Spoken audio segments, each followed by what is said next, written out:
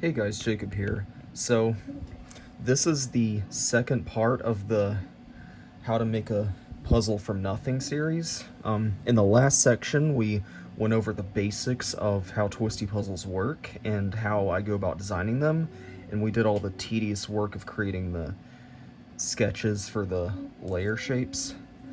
So in this video we're gonna do the fun part, which is actually doing the revolutions to make the pieces. So what I'm going to do first is notice how on a puzzle you have at least one of every type of piece in one face. So as you can see, this right here is a face. You got one center, 4 edges, and 4 corners. So that means you don't really need the rest of the cube if we only need to design one of each piece. So that is why first we're going to isolate the outer layer. So we're gonna go ahead and open our file that we made yesterday. So you can see right now we just have a cube and our 3 sketches. So we're going to open up this one, and then now what we're going to do first is actually I'm going to turn visibility off. Now what we're going to do first before we do the revolution is we're going to create our tolerances. Now what I mean by tolerances are just wiggle room, because in real life objects are not perfect. They're going to be slightly off, which means if this is exact and this is exact, then when I go to 3D print them, they're not going to fit. So I'm actually going to make this hook right here a little bit wider, so that way when we go to 3D print this part, it'll actually fit. So what I like to do is I like to raise this arc up 0.5 millimeter. So we're going to do that, we're going to increase the radius to 27.5. And then, as you can see, since this is constrained, this one also moved up. So to restore it, we're going to do 9.5 millimeters. And then we're going to raise this lip up by 0.2 millimeters. No, wait, actually, I mixed up. You actually want to move it down by 0.2 millimeters, so we're going to do 9.7. And then the last thing we're going to want to do is move this part back a little bit. So we're going to change that to 25.2 millimeters. And as you can see, that moves it this way a tiny bit. And because I was smart and set this dimension as this one changed as well, so you don't have to worry about it. Now that is going to do it for the tolerance, so we are going to do our revolution now. So whoops. So we're going to turn visibility back on. I'm going to hit revolve and then click these 2 regions. And then we're going to click select axis and click this line right here. That is going to make this the axis of revolution. So down here you got join, cut, and intersect. Join combines the 2, cut removes that region, and then intersect is self-explanatory. It intersects the revolution with the previous solid. So that is the one we want in this case because we're isolating it. And then we're going to click OK. And as you can see, we have now isolated the outer layer of our 2x2.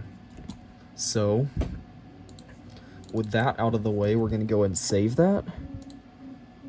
And then what I'm actually going to do now to save us some time is I'm going to copy this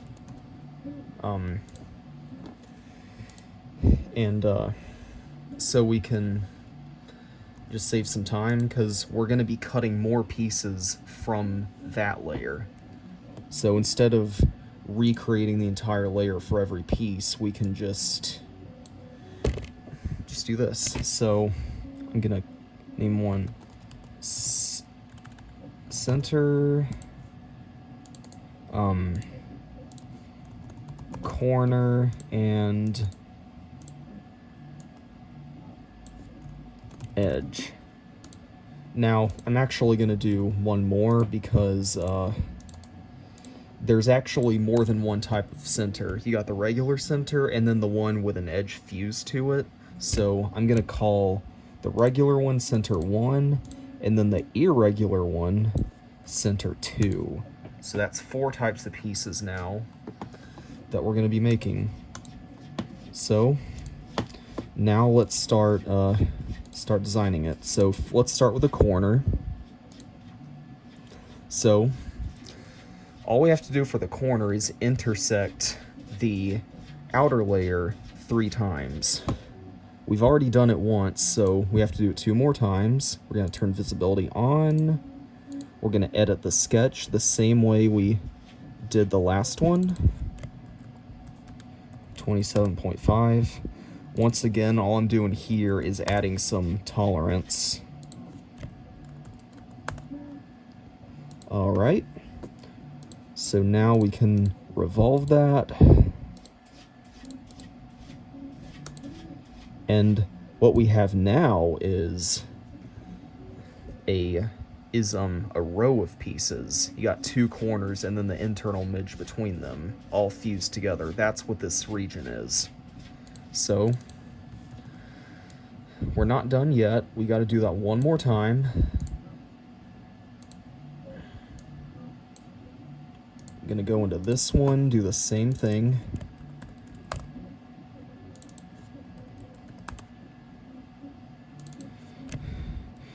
The advantage of doing this design is it's fairly simple. I only had to adjust 3 dimensions right here.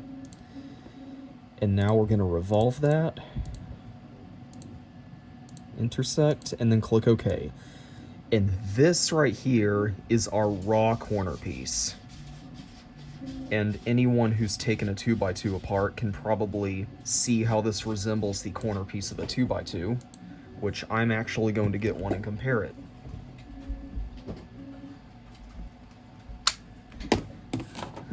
So this is the corner piece. Oops, let's focus. This right here is the corner piece of a real mass-produced 2x2. And as you can see, you got the block part right here, and then the stalk, which you can see in there, and then the base, which is right there. As you can see, this one has a bunch more fancy cuts on it because it's a professional speed cube, but we're not trying to make a professional speed cube. We're trying to make just a basic 2x2 mechanism. So this will do for now. Now later, this doesn't mean we're going to print it like this. We still have some finishing touches to do. In fact, we actually have one more revolution to do. And depending on how time looks, I may or may not do that in this section, but if not, I'll do it in the next section. So we're gonna go ahead and save that. And then we're gonna go and do our edge. So to get our edge, we are going to isolate the outer layer again, like we did in the last one.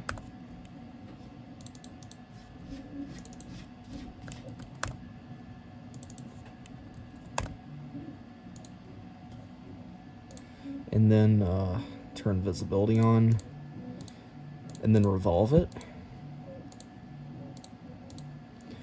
Okay, so we have this same section that we saw earlier, but this time, instead of isolating a corner, we are going to isolate the edge piece in the middle. And to do that, what I'm gonna do is I'm gonna turn visibility of this sketch on. And instead of revolving this region, we're gonna revolve this region. So Since we already did the tolerances on this part, there's no need to change the measurements on this one, so we're just going to revolve this as it is. So we're going to click revolve, select that region, and then the axis of rotation, and then click intersect. And this is what our edge is going to look like. So once again, I'm going to have to do some more finishing touches on it, but I'm going to cover that in a later section. I'm going to go and save that. And now we are going to do our center, the normal one. So now what we're going to want to do is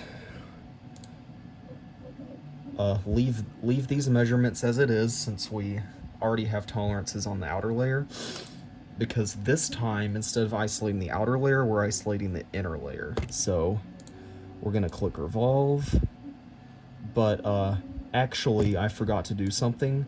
Since I'm doing a floating center design, we actually do not want the stalk going down, because the screw is going to act as that. So what we're going to do instead is go into the sketch. Actually, it'd help if we turn the visibility off so we can see what we're doing.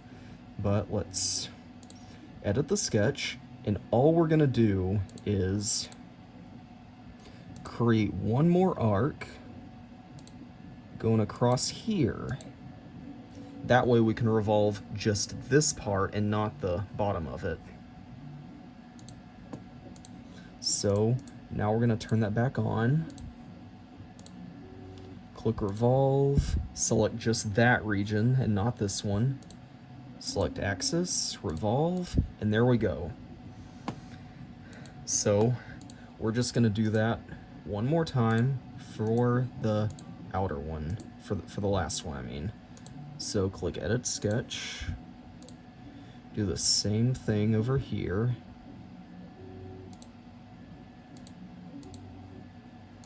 Finish sketch, turn visibility on, solid bodies on. Whoops, not extrude. What we're gonna wanna do now is click that region, select this as the axis, intersect, and then OK. Now this is our centerpiece. Now, like I said before, we're gonna have to make some finishing touches. The most important one is the screw hole in the socket, but we're not doing that in this video. So we're gonna click close, and then all we have left to do now is create the irregular center. Now this one is going to be a bit trickier because we're having to isolate a weird combination of pieces, but what we're going to do first, I'd say, is let's see. I'm trying to remember. So let's see if I isolate. Okay. Now, here's the thing. It's gonna be an edge and a center fused together. We're gonna want the bottom part of the edge, but not the center. So what I'm thinking is we're gonna go ahead and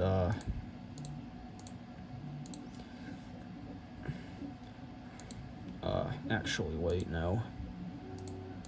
We're gonna go and revolve this whole section.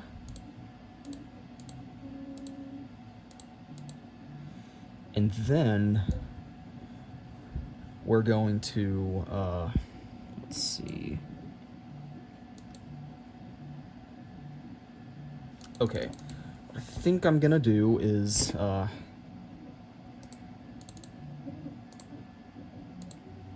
edit sketch, whoops, turn visibility off, edit sketch. What we're gonna wanna do here is create the arc right there, so we have just this part. This is going to act as the center part, and this is going to act as the edge part. We're going to revolve both of these regions. Now, let's see, I'm trying to figure out if I need tolerance or not, because they're fused together, so Okay. Alright, so, yeah, so what we're going to want to do is go ahead and finish, turn visibility on, turn solid bodies on, and then we're going to click revolve, and then select these regions and not this one, and then click intersect, and then OK. So this right here is our edge piece fused with a center. So yeah, all right. So once again, we're gonna have to make finishing touches, but that's gonna do it now for this piece. So we're gonna click save. That was the trickiest piece to design. Now that's it for the 2x2 part, but remember, we're not making a normal 2x2, we're making a cross 2x2, which means there's one more cut we have to make, and that is only on the corner piece. So these pieces are going to act as the inner corners that you can't see with the other pieces covering them. And what I'm gonna do is go ahead and create a sketch on this surface. Go ahead and project these lines into the sketch using the project geometry tool. And then what I'm thinking is just a basic, just a basic kind of mechanism you'll see in a second. And it's just going to consist of a few lines and an arc. So I'm thinking I'm just going to do that, and then this. Now we're going to have to do a bunch of constraints real quick. I would say put that, whoops, whoa, that's not what I want to do. Oh, I know what I forgot to do. The center point of this arc needs to be at the origin. There we go. Now it's parallel with this arc, or concentric rather. So what we're going to want to do now is constrain this line to be coincident with the origin. Now, that's a lot further down than I wanted it to go, but we'll fix that in a minute. So with this distance being 30, I want the radius of the circle cut to be 20 millimeters. So we're going to make that 20. And you'll see why we're making a circular cut in a minute. But I'm going to make that 2.5. Make this distance 2. And then this distance, let's do 30 millimeters. So there we go. This is what our cross section is going to look like for the extra cuts we're doing. And then we're going to click finish sketch. Now what we're going to do first before we do a revolution is we're going to save it like that.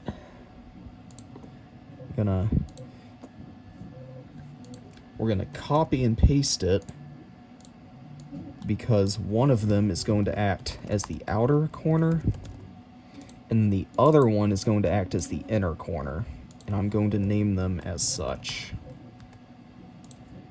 So we now have 5 different types of pieces. For the inner corner, actually we'll do the outer corner first. So what I'm gonna do for the outer corner is I'm gonna leave this as it is, click revolve, select axis, and then click intersect. Now notice we have this pie-shaped piece. I know this does not resemble an outer corner piece at all, but that is okay because we are going to attach a block to it. So I'm going to do that, and then select that to be 30, and then click Finish Sketch. And then we're going to click Extrude 30. And now, this is what our outer corner piece is going to look like. So yeah, all those pieces you saw on the outside in the first part of the video, this is what the mechanism of it is going to look like. So we're going to save that as it is. And now we're going to do the cuts for the inner corner. So what we're going to do now is, since we left the other one as it is, we have to add tolerances on this part. So we're going to make that 2.7. Gonna make that, let's see, 2.2. I like to add 0.2 millimeters tolerance. That tends to work out pretty well. Make that 30.2. Since this is the part it's going to go into, I need to make this part a tiny bit larger. And then we're going to make that 20.2. All right. So what we're going to want to do now is click Revolve, select Axis. And now instead of intersect, we're actually going to do cut, because this time we're cutting away that material. And then click OK.